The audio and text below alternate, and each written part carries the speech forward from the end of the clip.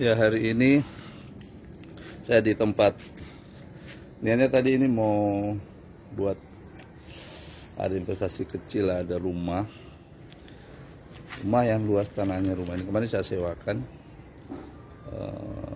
orangnya kebetulan sudah keluar, saya sempat renov sedikit, saya rapikan, kemudian saya sewakan satu rumah. Ini lahannya besar, ini 600 meter lebih kurang. Ya, letter L, hanya saya buat batas ini. Kemarin saya mau buat pagar sini ya, pagar apa, biar lebih tertutup lah. Jadi kalau ada orang rumah ya, istri atau keluarga yang perempuan, tidak langsung nampak dari jalan kan, kalau mereka keluar halaman dengan tidak hijab gitu kan. Tapi ternyata ada kendala juga kalau mau tinggal sini, karena akses jalannya hanya satu mobil papasan gitu, satu mobil aja row-nya. Tidak jadi kalau mobil ketemu tidak bisa, harus ada yang ngalah. Sehingga untuk tinggal sini dorongannya jadi ini juga, jadi ada kendala kan gitu. Nah, ini ya, rumah ini ingin saya sewakan, hanya sewakan rumah besar begini 4 kamar. Nah, ini rumahnya, sewakan 4 kamar. Nah, ini tidak mudah juga orang mau sewa, karena mungkin agak mahal ya sewanya ya. Semua sudah dikelilingi tembok beton ya. Ini samping kanannya dari depan ya, bisa nanam-nanam, ada nanam pisang seperti itu. Halaman depannya ya, halaman depannya ini ada pisang juga sana, ada pohon mangga juga karena itu pagarnya di depannya ya.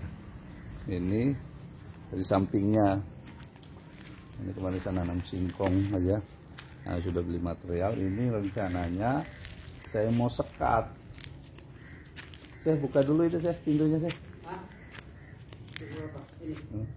Saya mau sekat 3, bisa jadi 3.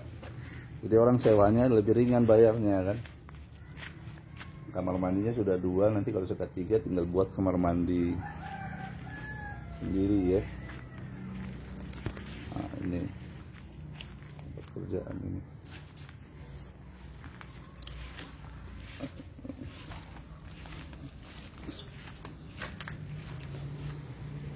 Ini rumah cantik sebenarnya, kalau mau buat rumah pribadi sendiri sini. Saya yang mau tinggal, saya bongkar habis, kemudian buat baru ya, renovasi besar gitu ya. Seperti ini kamar mandi, ini dapurnya ya, sudah ada dapurnya sudah ada memang sebelumnya. Ini dalamnya luas sekali ya, kamar. Ini master roomnya ini ya. Master roomnya besar sekali, ada kamar mandi dalam ya.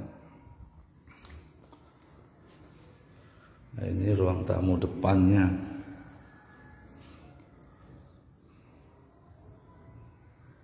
Ini kamar anak saya, ruang tengah.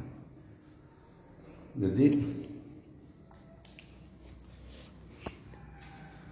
ini ada dapur. Nah, saya mau sewakan ini rumah, saya mau sewa tadinya. Jadi saya mau sepertiga.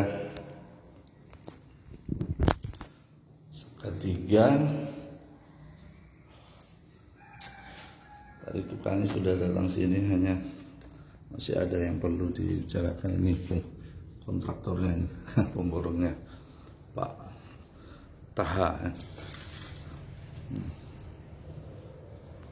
Nah, ini enak juga tempatnya, adem ya, rumah ini nyaman ya, tenang, tinggi dia dari permukaan jalannya naik, jadi cantik sebenarnya posisi rumah ini. Nah, niatnya saya mau ini investasi lah ya, karena ya, di sektor properti investasinya kan nggak rugi, tanahnya kan bertumbuh ya, punya nilai ekonomi. Nah, bangunannya ini kan saya beli rumah ini kan sudah jadi seperti ini, belum saya niat tinggalin, jadi mau bongkar juga sayang, daripada ini ya disewakan aja, tinggal apa yang perlu dirapikan gitu. Sewa, ternyata satu rumah begini tidak mudah cari penyewanya, tidak mudah cari penyewanya. Saya di sektor properti itu ada berapa, memang di sektor properti itu idealnya ROI-nya, return of investment-nya itu 1%.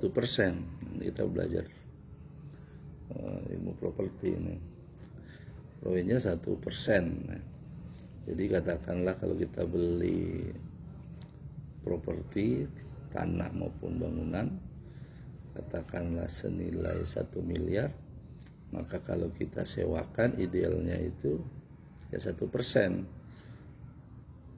Tapi kondisi hari ini ya, apalagi COVID atau baru selesai pemulihan dari COVID, orang baru mulai bangun ya dari usaha di beberapa sektor ya, karena lama lumpuh, tidak mudah. Bahkan normal pun kemarin tidak ada yang 1% nilai sewanya itu di properti.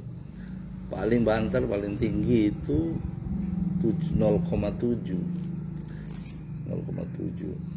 bisa dapat return, selebihnya paling 0,4 ya. Banyak itu di umpamanya daerah Tangerang lah ya, beli rumah 1 miliar ya, sewakan 1 bulan paling hanya berapa itu, paling hanya 3 juta 1 bulan, bahkan 2,5, biar ada emisi aja daripada hancur bangunannya kan. Ya udah. Jadi kalau kita itu mengatakanlah yang bisa berjalan ya 0,3%, maka BEP-nya di sektor properti itu lama sekali, bisa sampai 10 tahun. Kalau 1% ya dia butuh hanya 100 bulan, lebih kurang 8 tahun ya, baru BEP.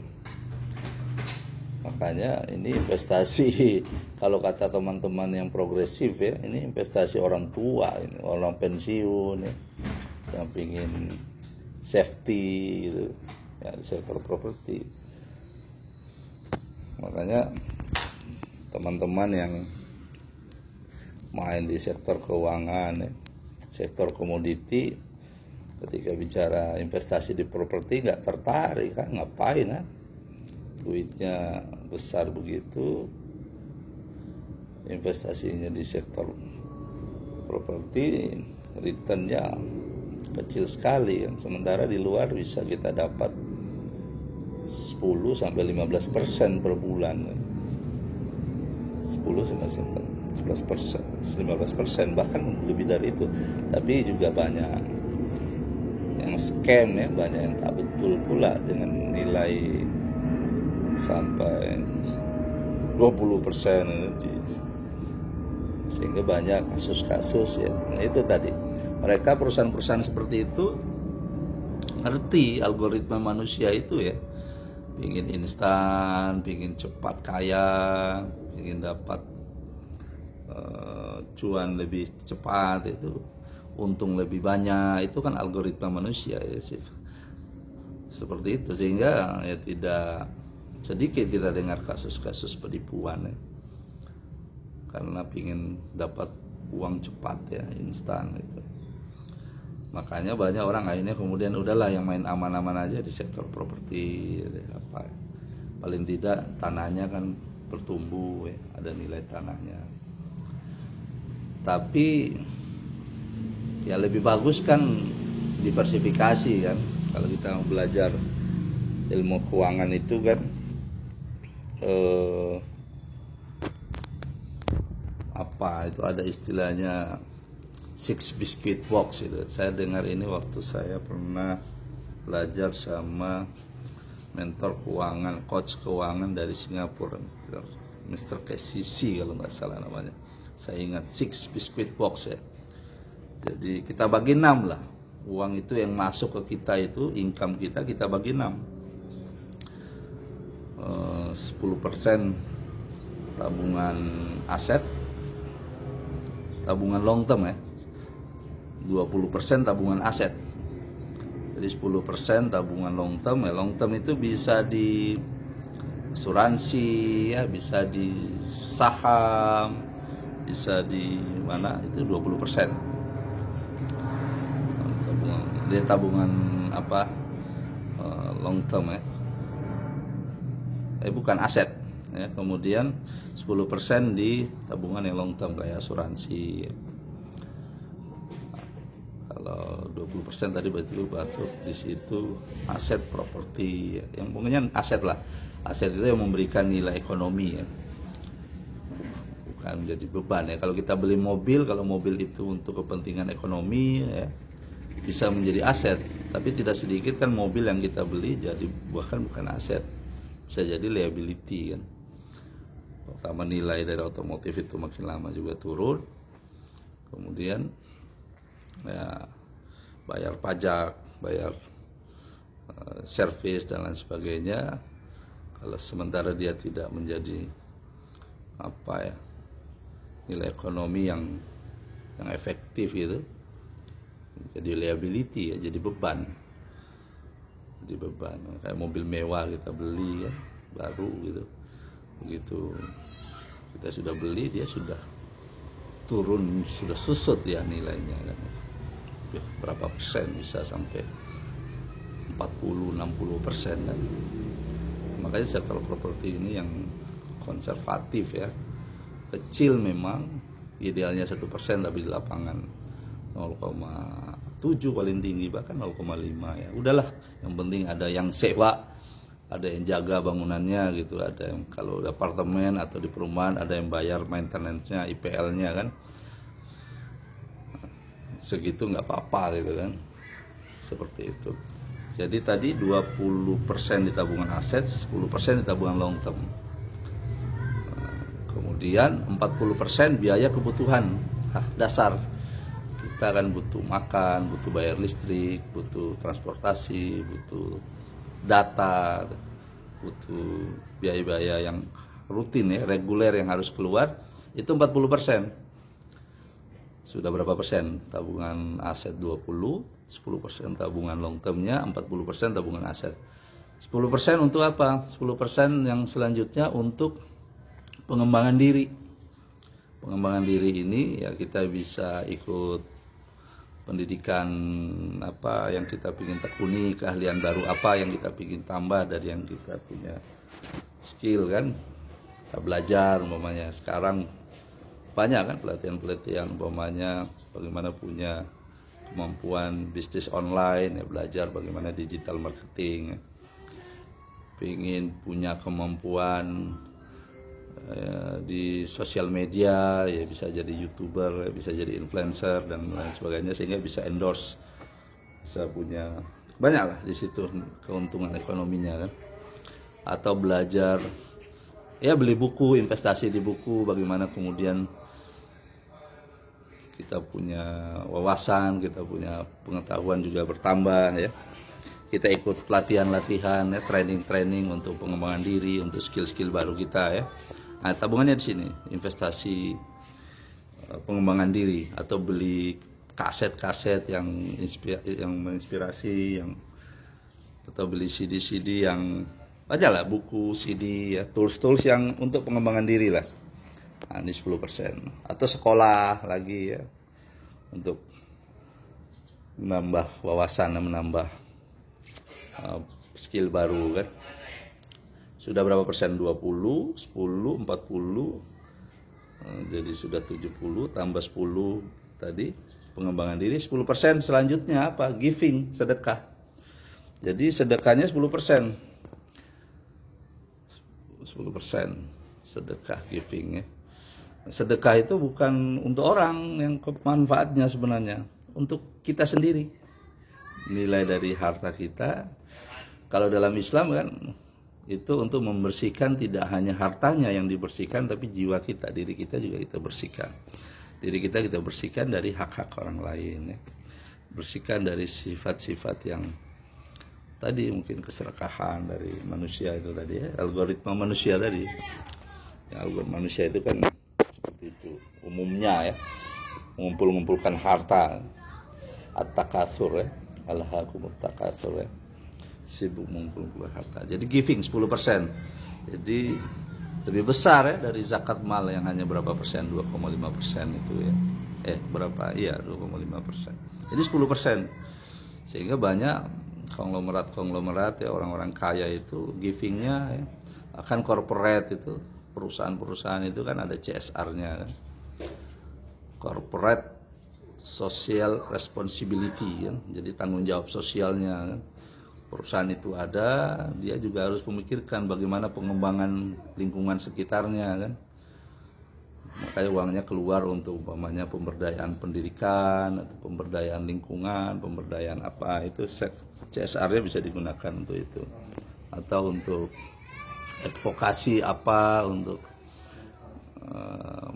nilai manfaat apa yang diberikan ke masyarakat tempat perusahaan itu, ya, atau apalah yang untuk produktif lah, intinya bagaimana uang itu bernilai produktif gitu loh, bernilai ada maslahatnya, manfaat. Baru yang terakhir 10% yang terakhir holiday, ya, berlibur, ya, holiday, ya, ini bagian dari kita merayakan, memberikan reward, apresiasi kepada diri sendiri dari ikhtiar kita, dari usaha kita, dari kerja keras kita. Nah, patut juga kita memberikan reward, ya, untuk itu. Jadi holiday. Jadi bukan holiday yang besar, sementara di sektor investasinya terlupakan. Nah, ini juga tidak bagus. Jadi asumsinya kita punya penghasilan 100 juta, berarti 20 juta tabungan aset, 10 juta tabungan long term, jangka panjang kita, bisa di reksadana, bisa di insuransi atau apalah, bisa di saham, ya, saham-saham unggulan umpamanya. Kemudian 40% biaya hidup reguler yang memang harus keluar, ya, overhead keluarga yang harus memang keluar, biaya rutin itu tidak bisa kompromi, tidak bisa kita bilang orang rumah, keluarga di rumah kita puasa, ya, kita karena apa itu kan berkaitan dengan income yang umpamanya nggak cukup, kita ajak semuanya kita puasa nggak makan berapa hari, gitu kan, nggak mungkin kita lakukan itu, kan. Atau apa, ya, harus keluar itu pokoknya, kan, pokok necessary-nya, biaya kebutuhan dasarnya, kan.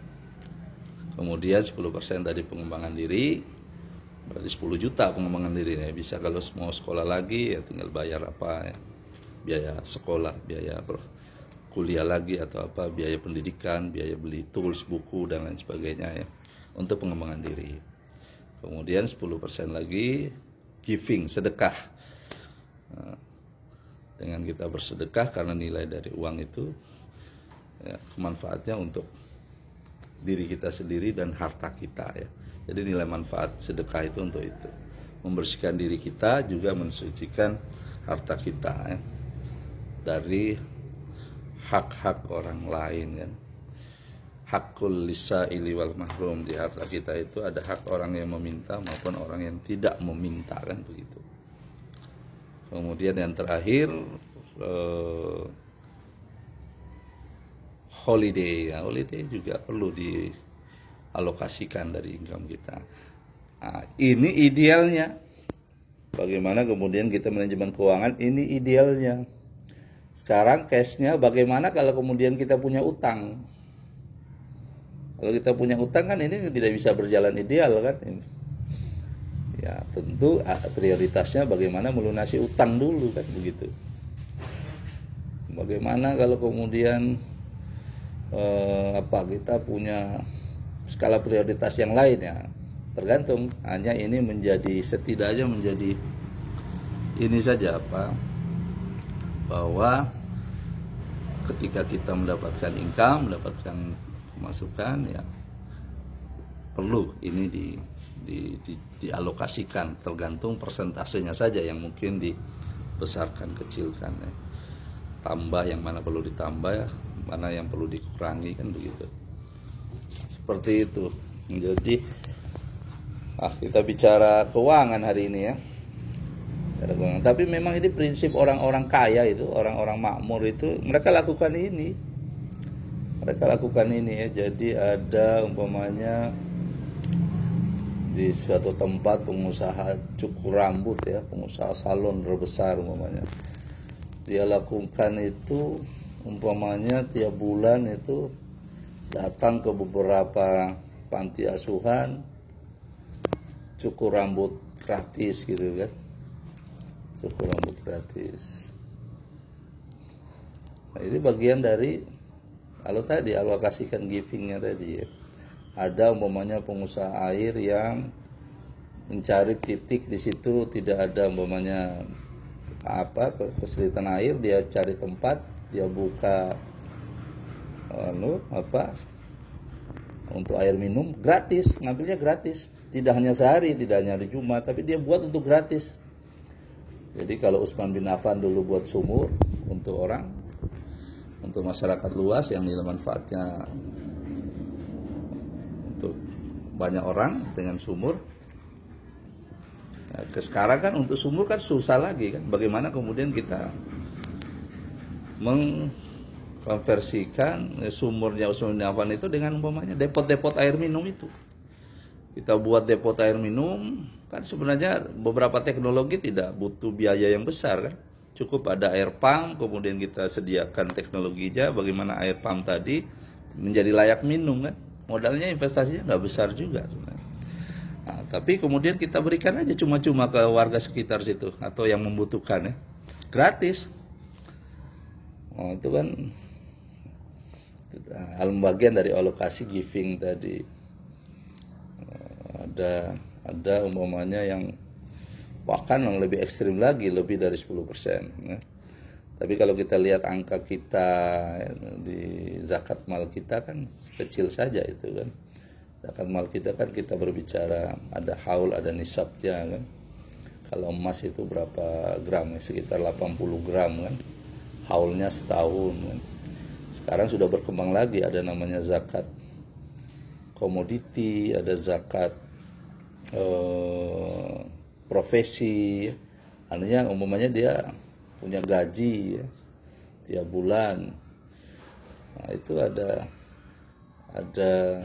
beban zakat malnya juga, bisa dibayarkan dia bulan, dipotong dia bulan, atau dia akumulasikan dalam setahun, nanti setahun dia keluarkan untuk zakat malnya kan.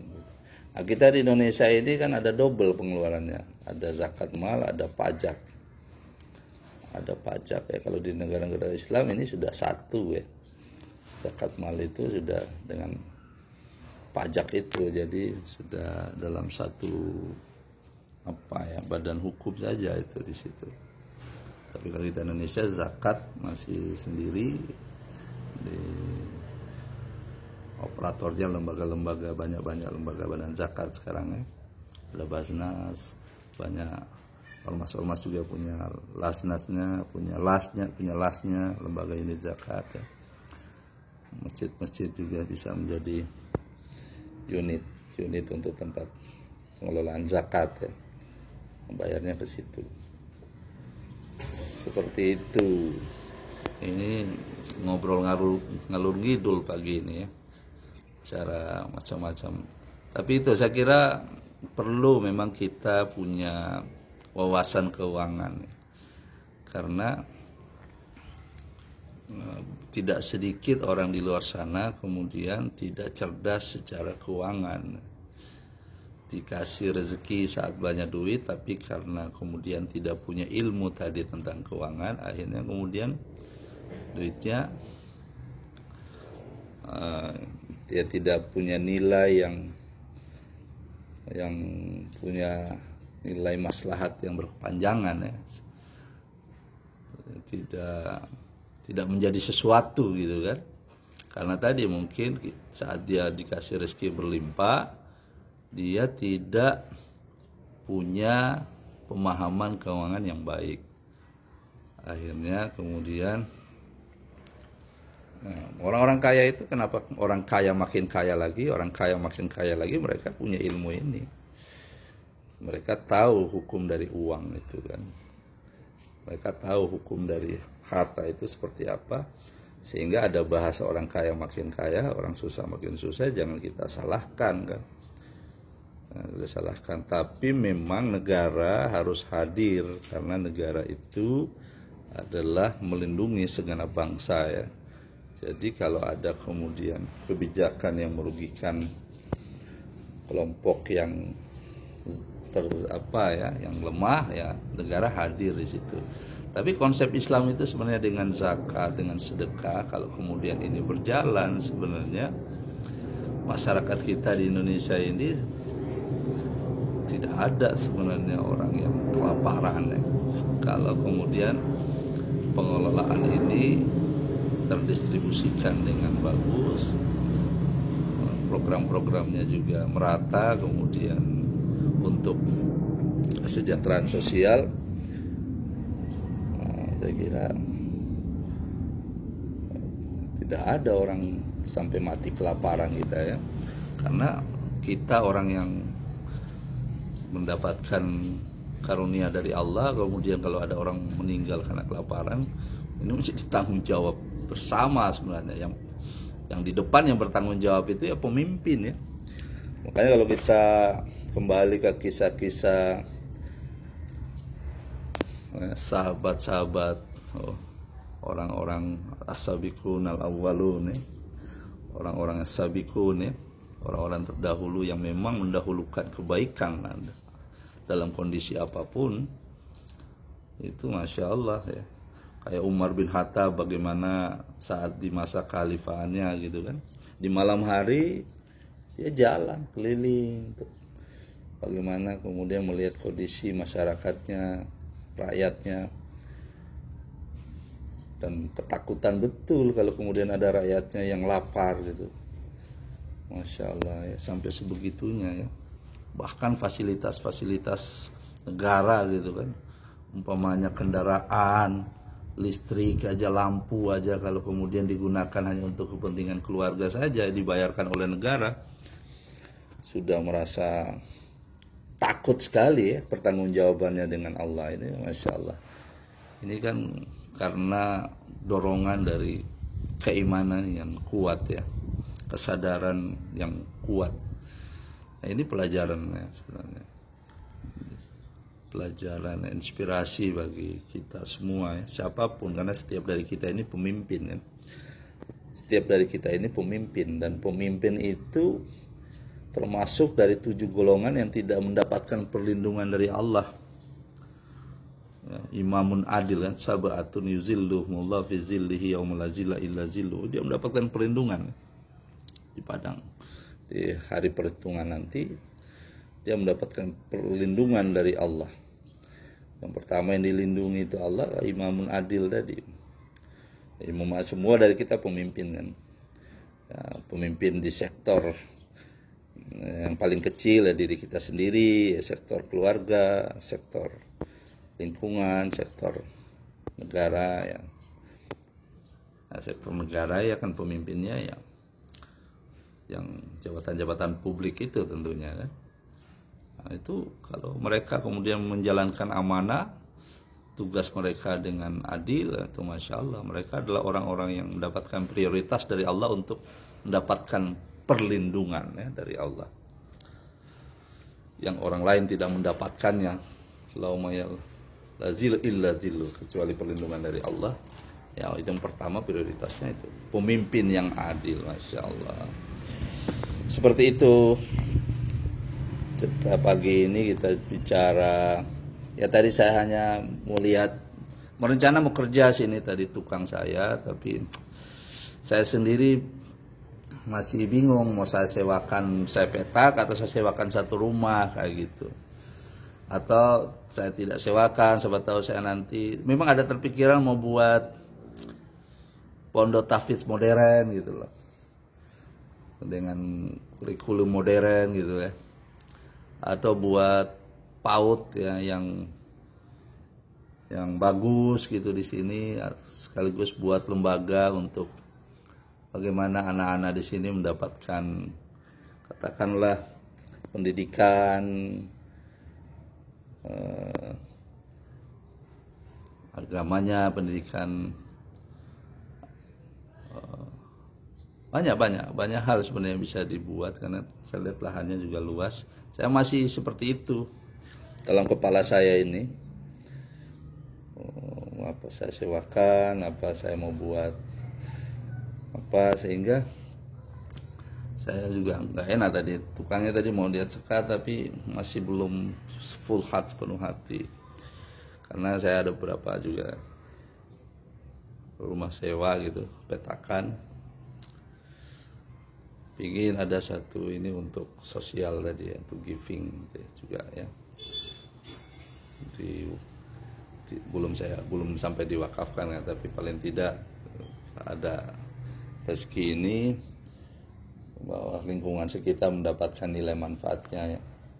Saya punya niat seperti itu. Sore hari anak-anak ngaji, saya tinggal cari guru ngaji ya. Mereka gratis, guru ngajinya nanti kita carikan pendanaannya, pembiayaannya ya.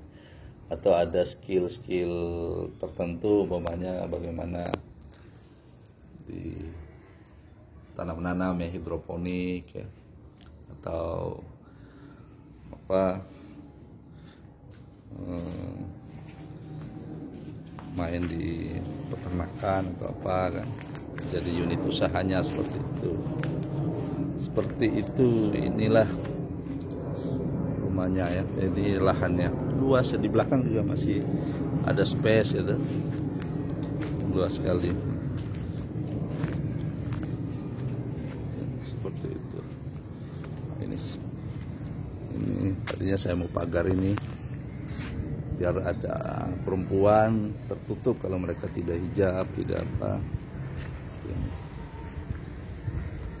Ini kemarin saya sewakan aja, murah saya sewakan, yang penting perawat. Itu tadi di sektor properti itu investasinya ya, kalau berbicara untung susah hari ini mendapatkan sewa yang ideal itu, karena ini sewa idealnya kan seharusnya 4 jutaan per bulan, tapi orang mau keluar biaya 4 juta di tempat seperti ini kan juga tidak mudah. Ini ada pohon mangga, banyak pohon yang mati, ada alpukat juga tumbuh sana.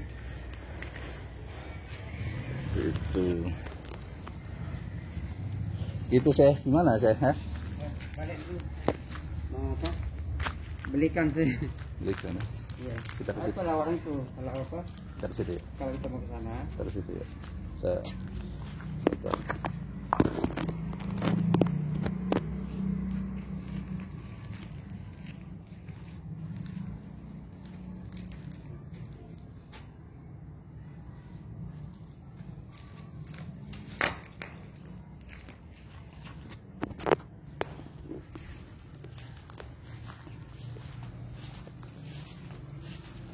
ini alpukat nih.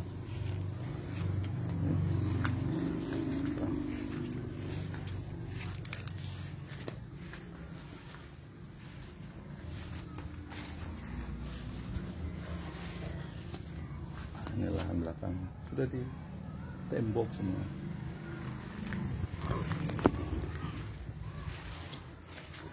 Singkong, ini alpukat nih. Pohon alpukat sudah tumbuh. Tanaman kelapa juga karena bakar-bakar sampah, kelapanya kena asap. Sudah.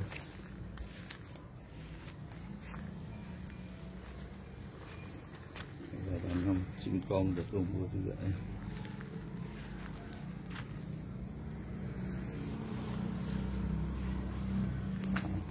Di belakang saya itu sekolah SD yang bangunan tinggi itu. Tempatnya strategis banget, hanya sayang jalan di depan rumah ini rohnya hanya 1 mobil, tapi tidak panjang, hanya berapa ratus meter. Ya kayak rumah Pak Anies Baswedan itu kan masuk gang juga. Tapi begitu masuk rumahnya lebih kurang berapa meter, 2000 meter rumahnya. Tapi tenang, bisa buat lapangan badminton dalam rumah ya. Anaknya main di dalam rumah, tidak kemana-mana. Masya Allah. Seperti itu.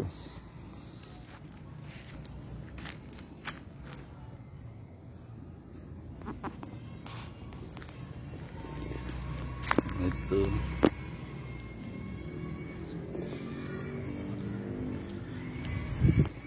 Properti ini investasi untuk orang konservatif lah, di properti ini tidak akan mati karena kita diuntungkan dari tanah itu kan terbatas ya. Tanah itu terbatas.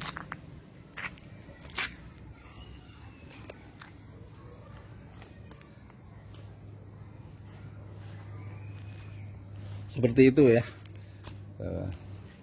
Kalau tanah ya.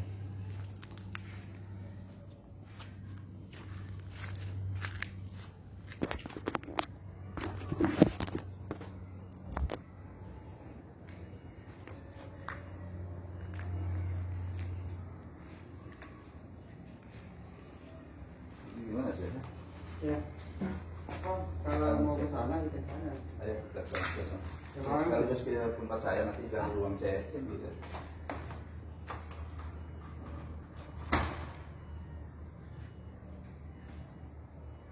Kasih berapa saya? Hah?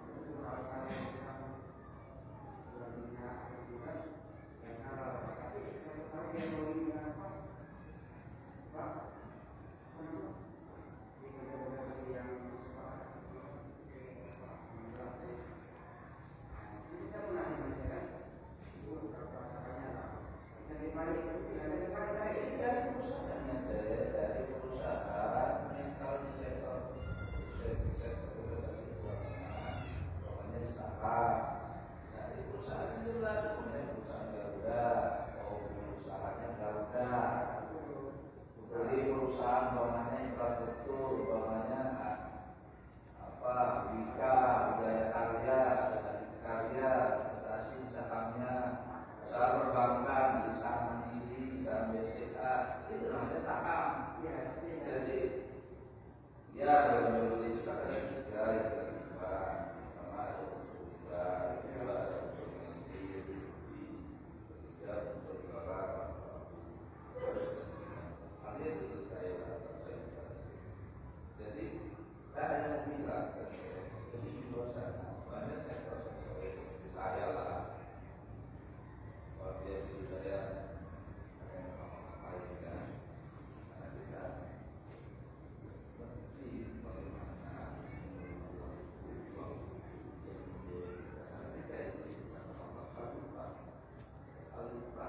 dari alokasi fasilitas kita apa? Semua yang ada di kita ini berupa uang lah, emas lah, kopi lah, kelapa lah, semua itu fasilitas dari Allah untuk kita jadi khalifah. Kita ini pemimpin dari semua makhluk ini kan. Nah, jadi bagaimana kemudian kita khalifah ini jadi kita bisa menjadi khalifah gitu loh. Nah, termasuk bagaimana mengelola uang itu kan seharusnya bekerja untuk dirinya kan. Tapi kalau orang nggak punya uang, dia dapat tiba-tiba uang cukup 500 juta yang dia pikirkan beli motor, yang dia pikirkan beli mobil, akhirnya mobil yang kemana-mana bensin daya bertubuh uangnya habis. Padahal yang uang 500 juta itu, bagaimana uang 500 juta itu kita hilang, tapi kita bisa hidup dengan uang 500 juta itu. Umpamanya buat rumah kontrakan 500 juta dapat 5 pintu, dia dapat, tapi karena kalau sewanya 1 juta 5 juta tiap bulan. Nah, dia hidup dengan biaya hidup 5 juta itu gitu. Kan gitu. Seperti orang lah kampung, ada pulau-pulau orang, pulau negeri rela jual kebunnya 200 juta hanya bisa lolos jadi polisi atau jadi polisi. Karena yang dia lihat saya malas, tidak ada yang bikin saya jamin karena 60 tahun. Mereka berani berpikir begitu kan. Tapi bagi pengusaha, ngapain saya jual perusahaannya dibayar oleh orang dari pagi sampai sore 1 juta. Kenapa saya tidak menggunakan waktu saya yang lain saja? Saya bisa belajar macam-macam perhatian. Dari itu saya bisa nikmati, saya bisa dapat uang, uang, saya pahami pos-pos investasi sehingga investasi itu bisa membiayai saya dan progres. Kayak gitu ini kan cuma soal knowledge. Kayak gitu aja saya hanya membuka mindset orang dari situ. Detailnya Indonesia seperti apa ya, itu banyak. Hanya hati-hati banyak penipuan. Itu saya kata dari algoritma manusia itu kan senang yang cepat, yang instan, sehingga perusahaan pandai dia hadir hanya bilang kamu harus ngapain kalau uang sini saya dapat sekian.